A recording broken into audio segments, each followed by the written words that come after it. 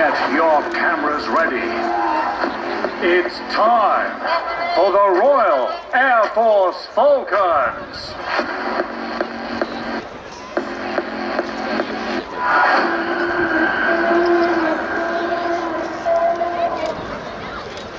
And eyes to the skies there, gentlemen, because here they go. Smoke is activated, the ramp is open.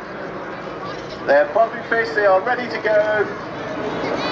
Presenting to you in 30 seconds the 2024 Royal Air Force Falcons Parachute Display Team. And there they go. The parachutists coming down now out of the sky, trailing their red smoke. What we're looking for today is 9 canopies. And one of those canopies is formation behind each other, behind the coach.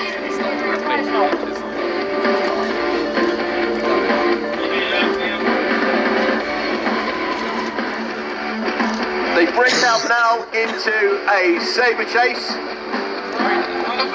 One parachute is behind the other as they identify the drop zone. And the single parachute you can see at the top is flying the red, white and blue of the Union flag. And all the time the team are under the guidance of the team coach. Collins, Sergeant Marcus Shields, and last but very not least is OC Falcons Flight Lieutenant Jennifer Littler with the Union flag.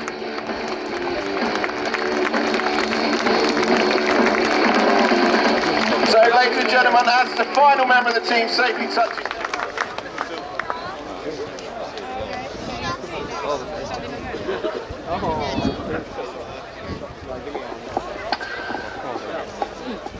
Well, I think we all just need a few moments there to catch our breath.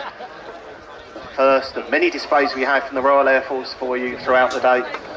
What a great display it was, especially to see the A400M, and a big thanks to the Air Mobility Force based at RAF Bryce Norton for making that possible. And if all goes to plan, we will see A400s later on. And in fact, here's the chance now as the to finish the Falcons display is a fast, low fly past A400M.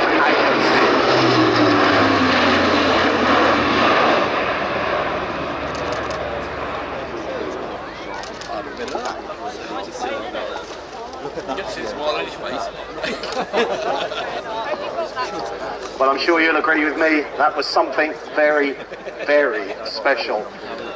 And a special thanks to Master Aircrew Gaz Attridge for that commentary. We are in a slightly different commentary setup from previous years. We're used to having a transparent roof. I'll show you what.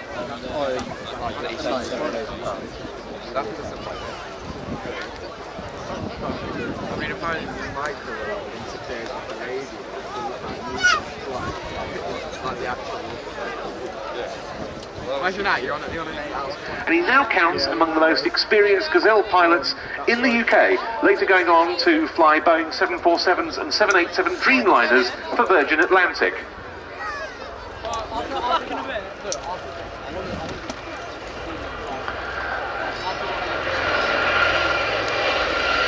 So a very tight formation there, but watch now as the aircraft each split away. Incredibly small. This is billed as a 5-seater aircraft. We do have a 5th one here at Cosford on the ground for you to have a look at. That again is towards the big video screen, and it's a very tight squeeze. Very small.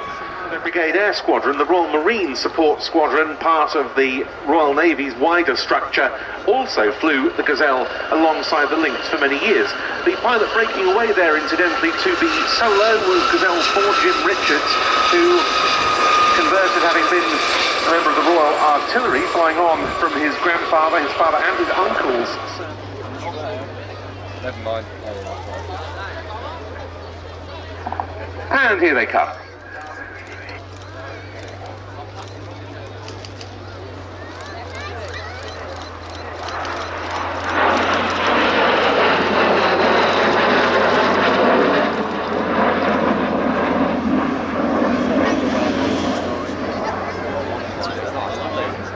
operated as part of number 4 Flying Training School alongside another part of what's known as MFTS, the Military Flying Training System, namely the Beechcraft Texan T1, the RAF's version of the T6 Texan 2. And this is, of course, all under the umbrella of a company called Ascent. And you can trace the development of the Hawk T2 model that we see here back to what was then British Aerospace, today BAE. Then go on to fly the Typhoon and the F-35 Lightning. So from the left, running in to make what I believe will be their last pass today. Not the last time we'll see some Hawks, but the last time you'll see from the Royal Air Force, from Royal Air Force Valley, the Hawk T2.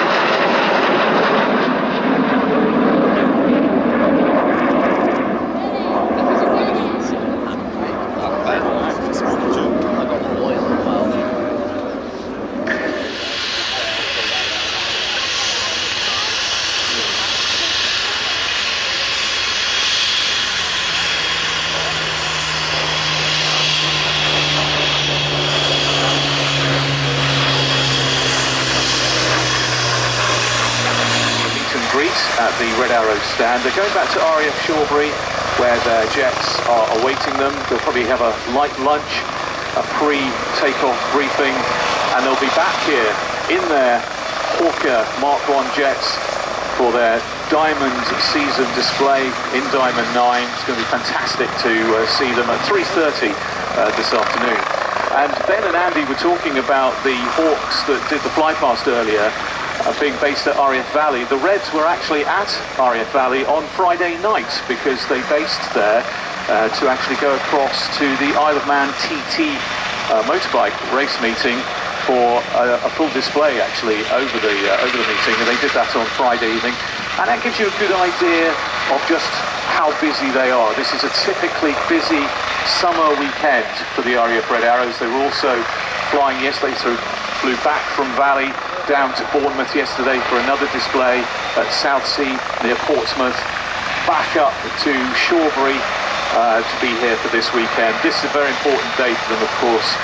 The RAF's only air show of the year with the RAF Red Arrows. Give them a wave as they leave in their Juno helicopters heading back to RAF Shawbury. Red 10, who's the safety supervisor and commentator of the Red Arrows, is no stranger to the Juno helicopter, often used to fly him into locations ahead of the team, ready for him to do his commentaries, and that'll be exactly what will happen this afternoon.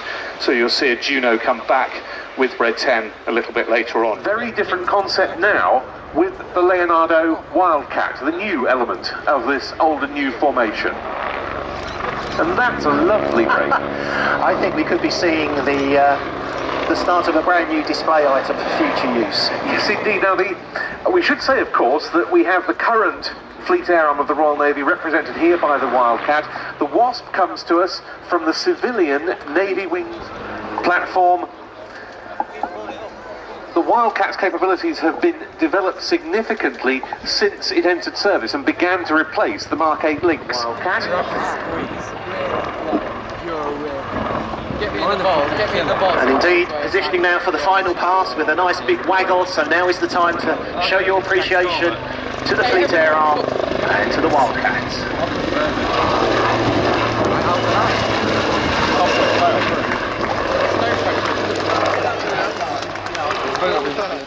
And here come the two aircraft, the Spitfire 19 and the Mustang, in from the left.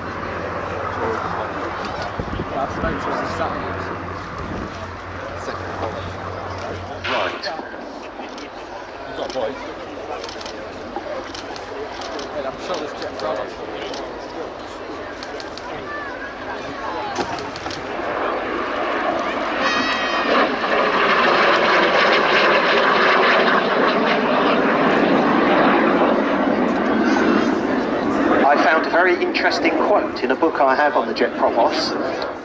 Yeah, very, very new, a huge step forward at the time. Because of course the other thing that could happen other than the aircraft biting you if you got it wrong was that you got a clip round the ear from the instructor who was sitting next to you rather than behind. Nowhere to hide.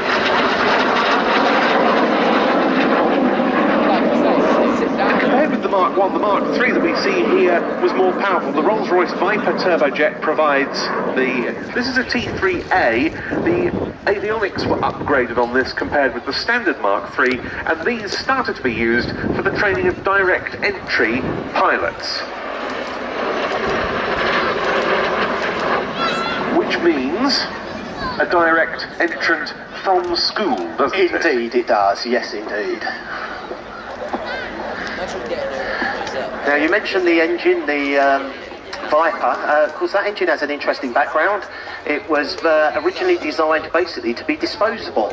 I saw in some tech journal that it was lifed at just 10 hours initially because it was built for the Jidvik, the target that was meant to be shot down. So it didn't need to have much life. And the engine did take quite a bit of reworking, but I think due to its basic sound design,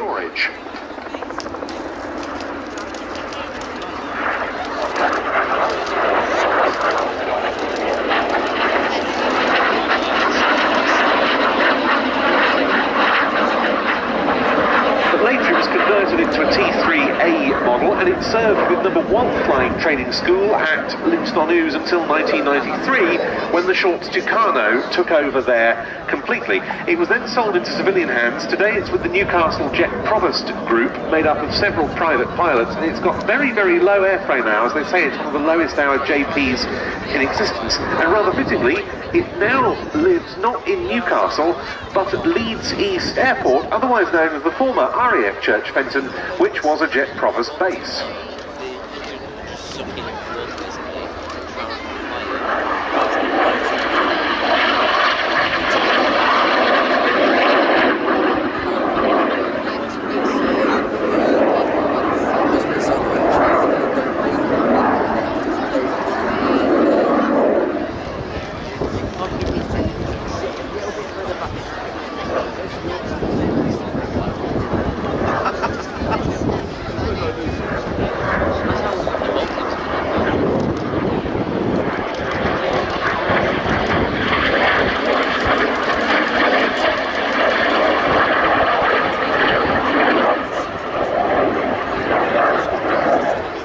Group.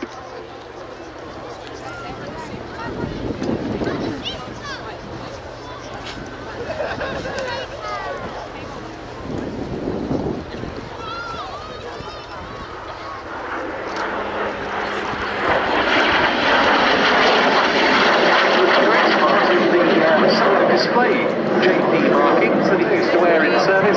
Mark Hooton was flying it today. He was to have flown the Vampire T11 in the show, but sadly that's had to pull out for technical reasons.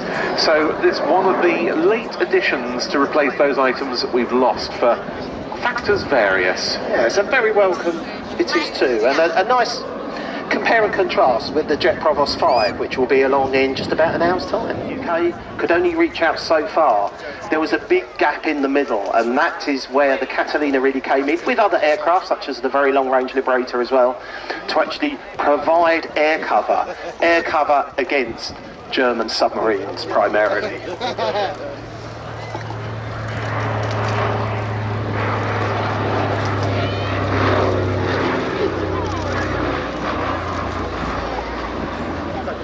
Catalinas came into RAF service with squadrons based in Northern Ireland in 1941, and their first big success was in connection with the hunt for the German battleship Bismarck that May.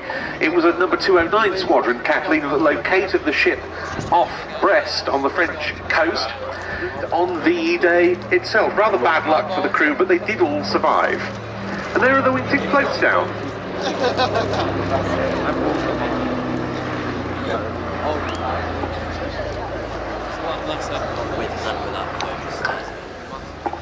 Where is it then?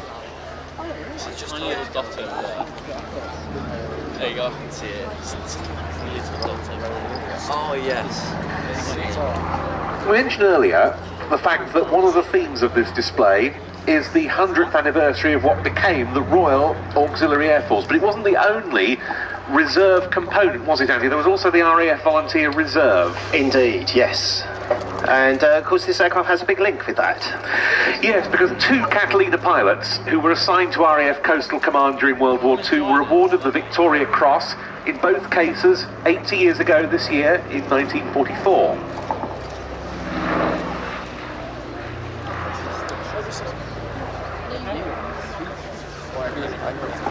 In both Squadron, the premier frontline operational Chinook Squadron, and the Joint Helicopter Support Squadron, known as JHSS. Now it's time to prepare yourselves for one of the highlights of today's flying displays. Ladies, gentlemen, boys and girls, please turn your eyes to the sky for the 2024 Chinook Roll Demonstration.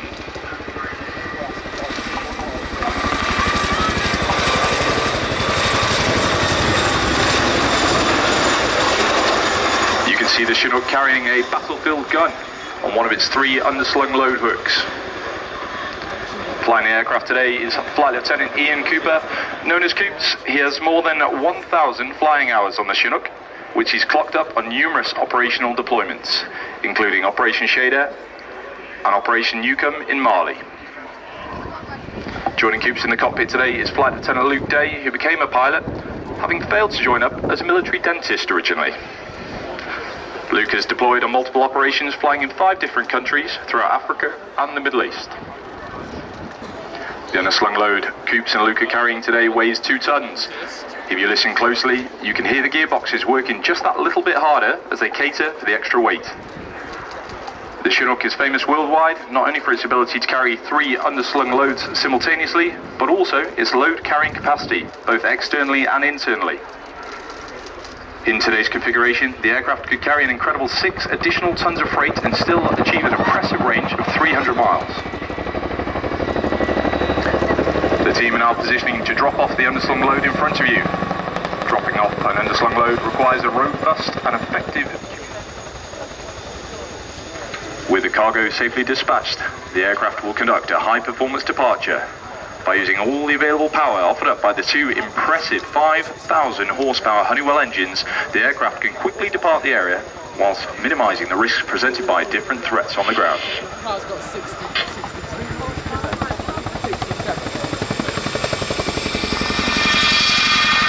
As the aircraft repositions, we'd like to express our gratitude to Major Alec Hughes and his team from JHSS for supporting today's roll demonstration. The team have worked hard to deliver an impressive display of their capabilities. The Chinook will now demonstrate a nose-down quick stop, a flying technique that is used to turn the aircraft on a sixpence, or during dusty, brownout, or snowy whiteout conditions.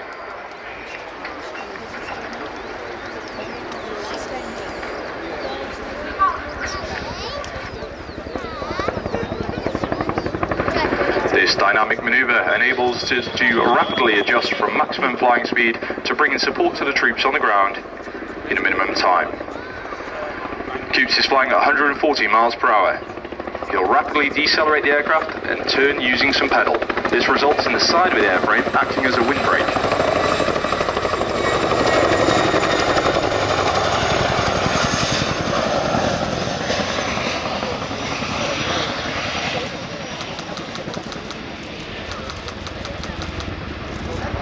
The aircraft is now going to position expeditiously forward and down to recover the troops.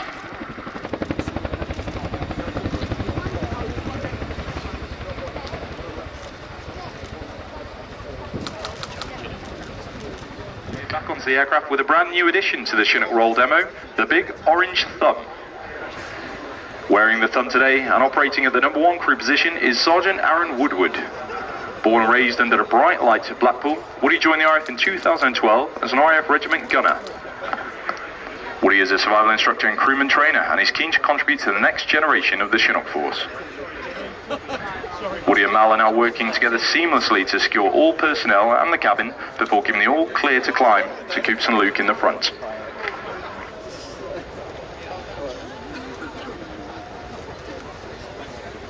What a glorious sight this is.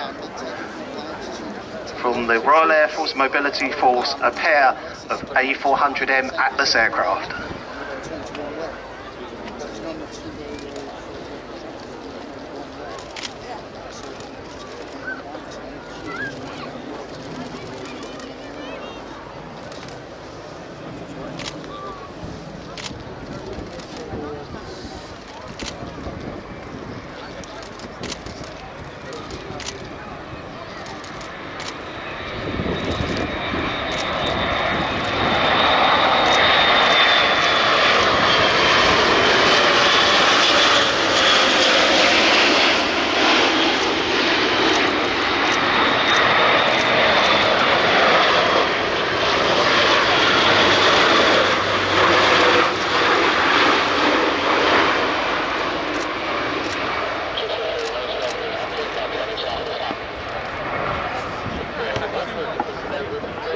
A glorious sight indeed, the two aircraft now heading south, heading back towards RF Brize Norton, their home base.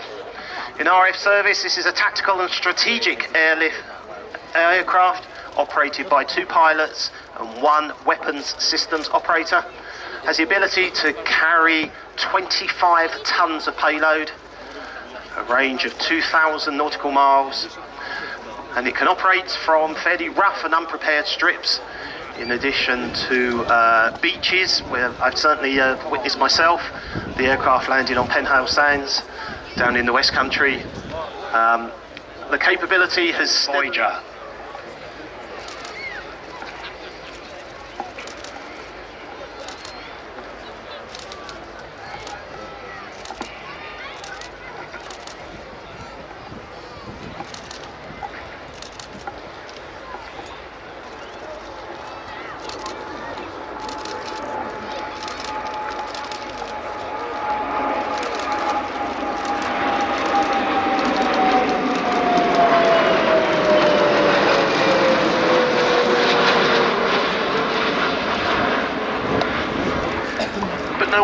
Voyager, you'll note.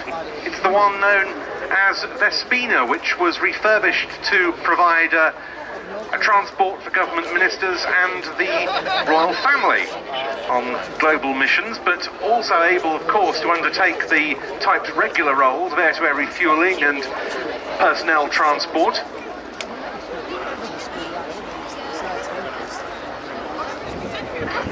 The fleet operated by numbers 10 and 101 squadrons from Brize, which were, of course, the old VC-10.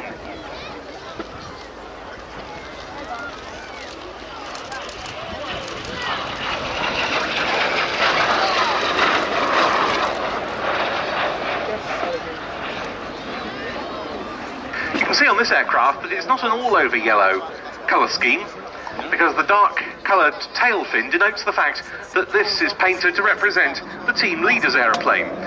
The Yellow Jacks, however, weren't destined to last long. Reportedly, the air officer commanding of what was still then Training Command wasn't keen on the aircraft's colour scheme, nor on the team name. The decision was taken for 1965 to form just one official Royal Air Force aerobatic team.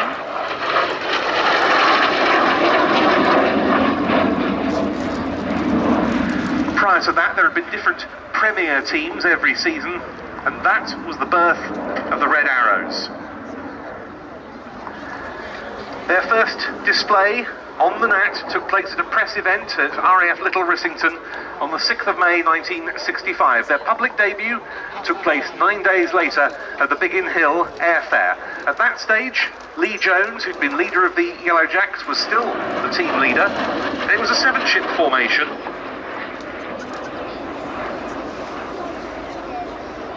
That June, the newly formed Red Arrows were part of an RAF presentation at the Paris Air Show at Le Bourget, alongside the legend of the Red Arrows on the Nat was largely secured by the leadership of their second team leader, Squadron Leader Ray Hanna, from 1966 to 69, a man who went on to set the standard for formation team leading.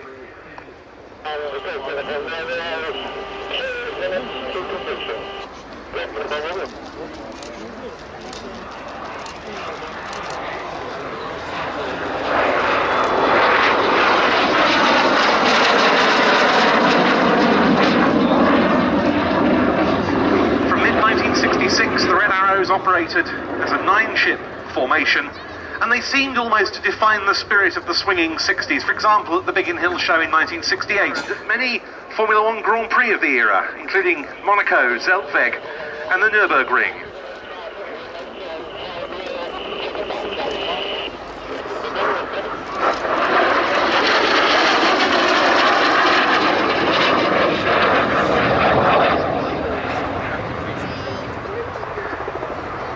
Team pilots raved about flying the Gnat. Dickie Duckett, who was a member of the team from 1968 to 70 and then leader from 1975 to 76, described it to me as a beautiful aeroplane to fly. Very small, of course, and you almost felt that you put it on when you got into the cockpit. It was extremely responsive, very light on the controls, very precise. All the sort of qualities that turned the Red Arrows into the stuff of legend.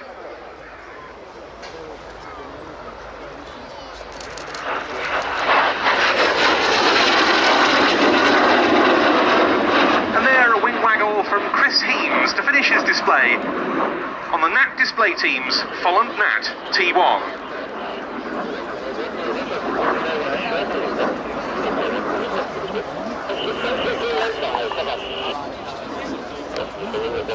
Arrival.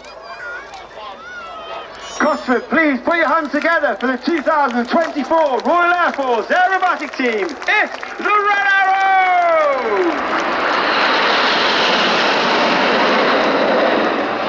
The team arrive in our famous Diamond 9, trailing our world-famous red, white and blue. Red 1 starts to pull up and he teams the team to the left, and you'll see that planned form of our world-famous Diamond 9. Bondi's in his first year as team leader. He's previously been in the team for 5 years. He was Red 2, 7, 6 twice before coming back in 2024 as Red 4. As the smoke comes on for Big Vixen.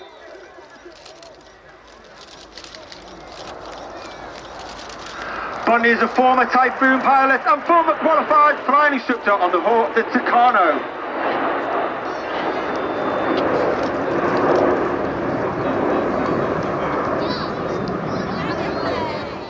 As we heard, 2024 celebrates the 80th anniversary of Overlord, which was the storming of the Normandy beaches in D-Day. As the team now come up for the Spitfire roll.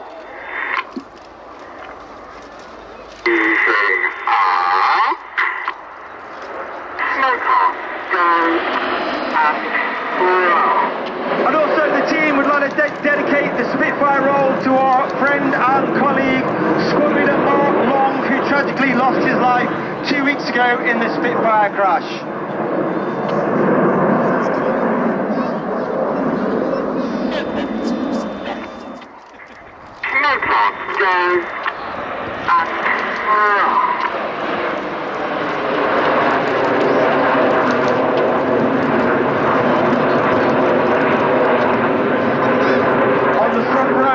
Chevron on the far left-hand side is Flight Lieutenant George Hopday.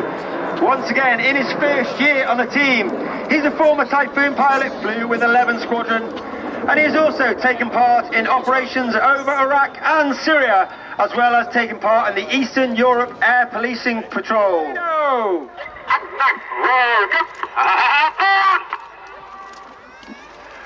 Red 9 calls the ball as Reds 8 and 9 roll around the smoke. But watch for the colour change as Red 1 brings the team down the line. And a little bit left. No.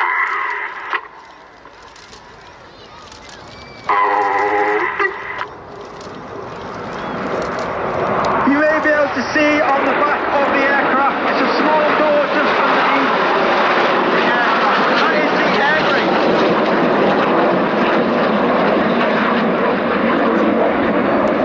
Flying with the air brake out has two significant effects. The first one, it means the pilots fly with a higher throttle setting, and therefore it makes the engine gas temperature burn a lot more hotter, and it makes the smoke burn a lot brighter. Red Arrows.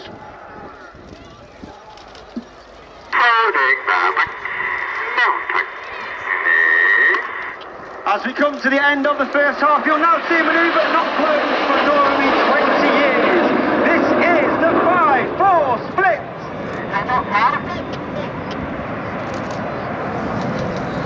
As we go into the second half, the team now break down into two distinct sections. Going off to the right, we have Reds 1 through 5. They are now known as Enid, named after Enid Blyton's famous 5. And Reds 6, 7 and 8 and 9 off to the left-hand side are now known as Hannah, named after squad leader Ray Hannah, one of the first members of the Red Arrows. He's the only team leader to lead the team for 4 years. He took the team from a 7 to a 9 and formed our Diamond 9. Enid from the right, Hannah from the left for the 5-4 cross.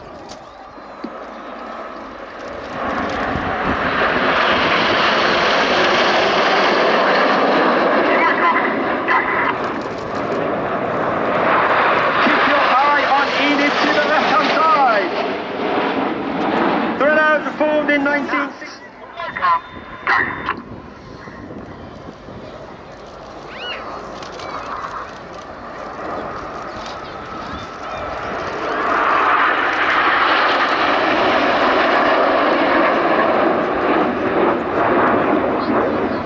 The Red Arrows flew the nut right the way up until 1980, when we took hold of the Hawk Team and is a firm favourite amongst all the fighter pilots of the Royal Air Force. Look directly to your front and you see Hannah. 8 and 9 roll. Get your cameras ready for the Hannah break.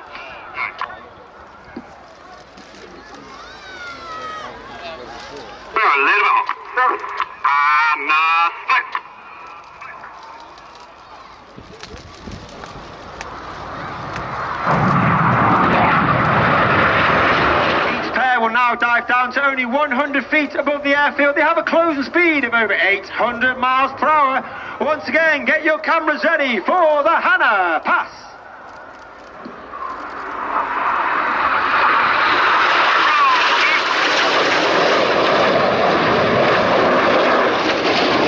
Red 8 and 9 going up and over in the roller coasters as Red 7 and 6 now turn hard back towards each other.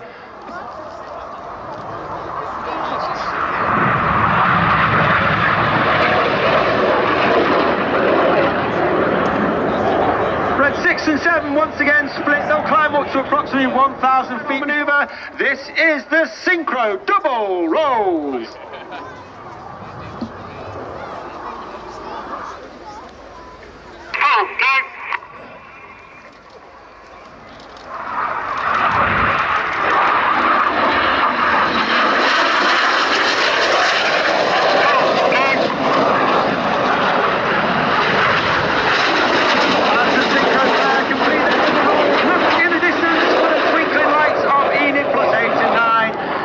Cameras ready for the Vixen break.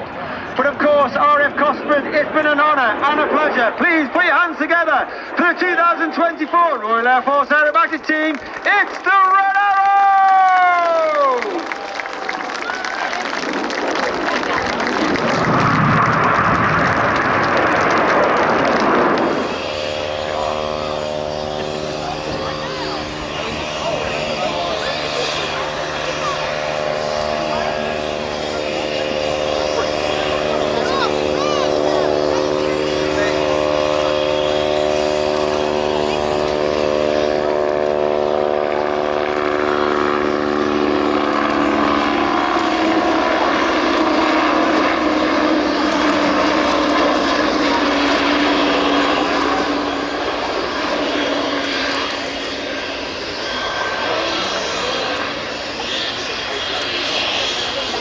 Swordfish took to the air for the first time from Fairey Aviation's Great Western Aerodrome, basically now part of Heathrow Airport, on the 17th of April 1934 and entered Royal Naval Service 2 years later as the Swordfish Mark I.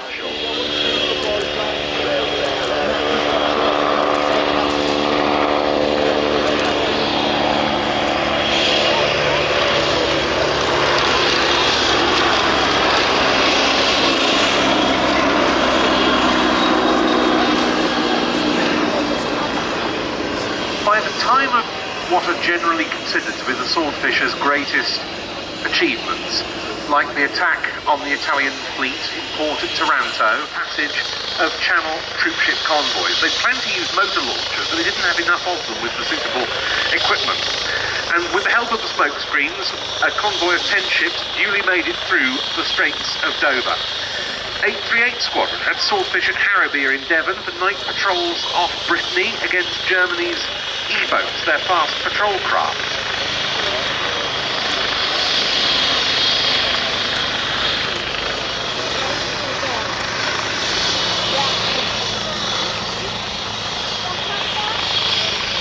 Squadron, along with 2 units of Grumman Avengers, were stationed at Perranporth in Cornwall for anti-U-boat patrols. All of these were included amongst the Fleet Air Arm units who received battle honours for D-Day.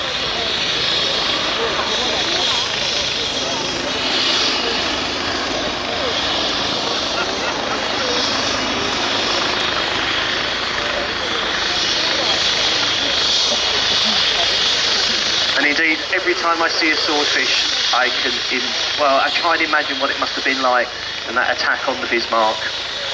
Pride of the German fleet, absolutely bristling with guns. They had to make a very slow approach. You are in range for a very long period of time. And of course it was the Swordfish that really cast the die in the chase for the Bismarck. After sinking the Pride of the Royal Navy, HMS Hood, Bismarck was away.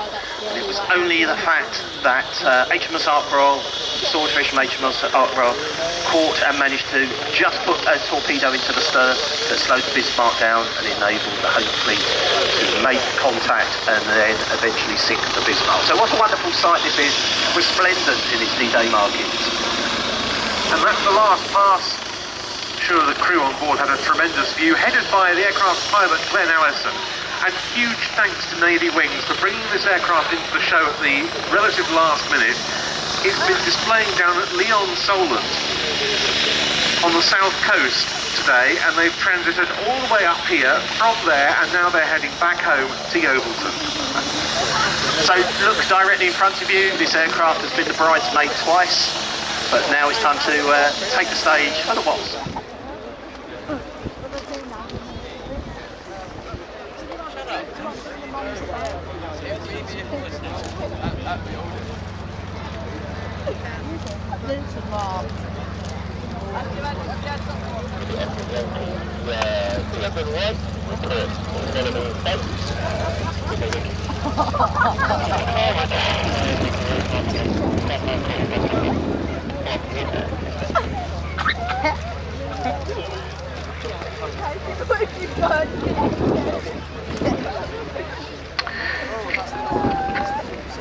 Just a quick announcement with Sam Wren. It's on the runway now, behind. It may look like a pit special, it's a very special pit special. This is Rich Goodwin, this is his muscle biplane.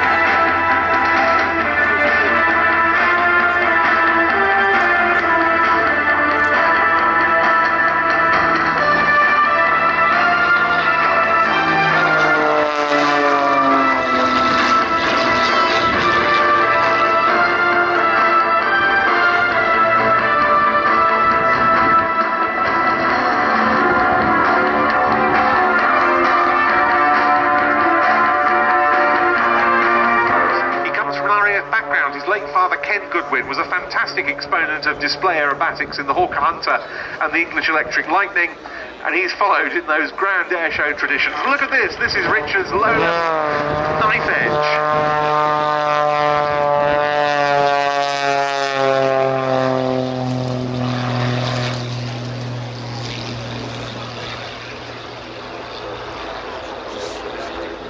pretty much right the way down the line.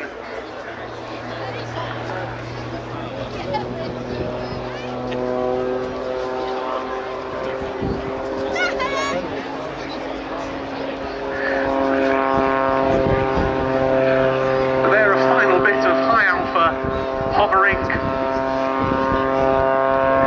as close as possible to the hover as he can attain.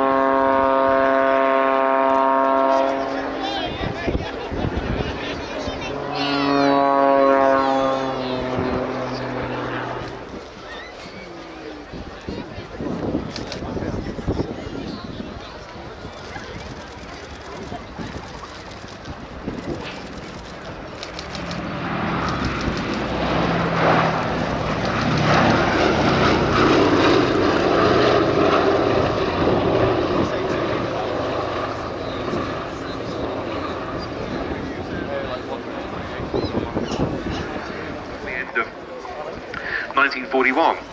The early operational flying fortresses were used in the Pacific Theatre, but they proved very vulnerable to attack from the rear. And when the RAF brought the Fortress Mark I into service in mid-1941, its experiences with the aeroplane were disastrous.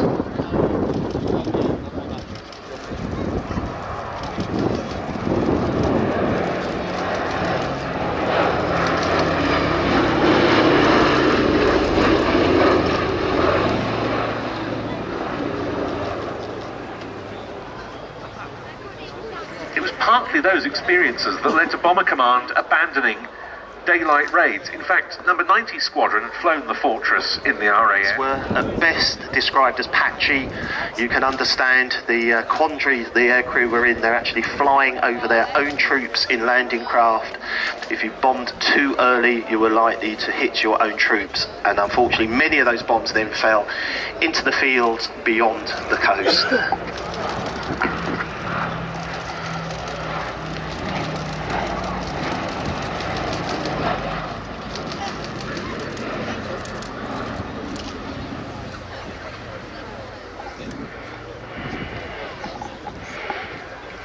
We touched a little earlier on the often unsung but very important role RAF.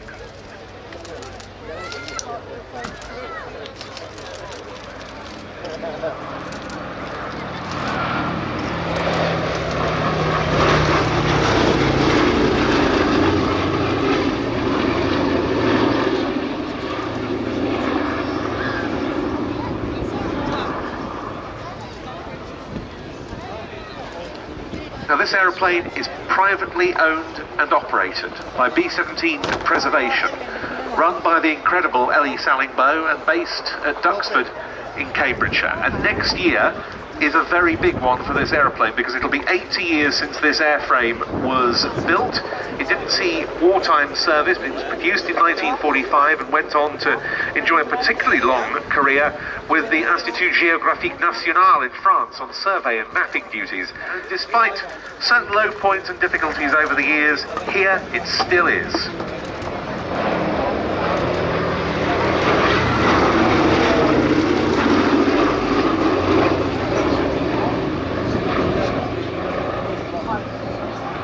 Because of the mob techniques and the laser-guided bombs and the technology that's in use on this amazing aircraft and the weapons it carries. But another amazing aircraft coming in for its final pass, and smoke will be put on two engines to simulate the shot-up condition in which so many B-17s returned from their wartime sorties. Final run for the B-17G Flying Fortress, Sally B.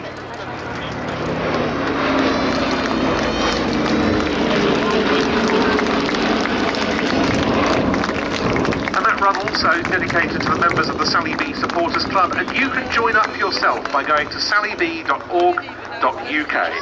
And that was a lovely presentation.